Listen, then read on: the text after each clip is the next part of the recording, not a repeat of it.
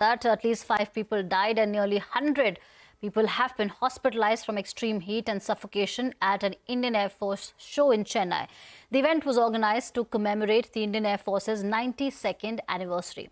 The Tamil Nadu government has announced a compensation of 5 lakh rupees each to the families of the deceased. Jude Saneth reports from Marina Beach in Chennai.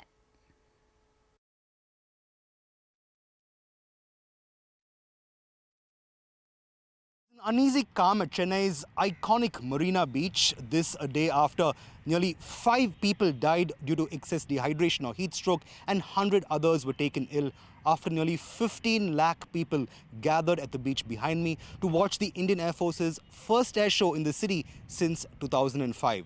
The culprit really are these barricades in my background which restricted movement of people who had gathered to watch the air show and thus limited their movement or access to facilities like shade or drinking water, even as a number of people who gathered here suffered from the excess heat of the city. In fact, if my camera could pan a little to my left, you'd see how the Marina Beach is, for want of a better term, an open auditorium of sorts, which meant that a large number of people could be gathered here in the attempt to break a world record of sorts. Number of people gathered in one place to watch an air show, even as those tents that you see in the far distance there were set up really for dignitaries and special guests of honor.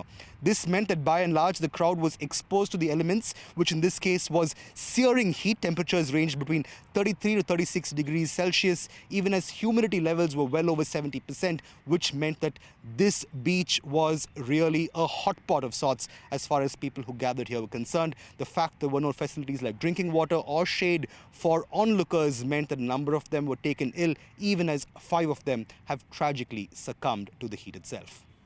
Prime Minister Narendra Modi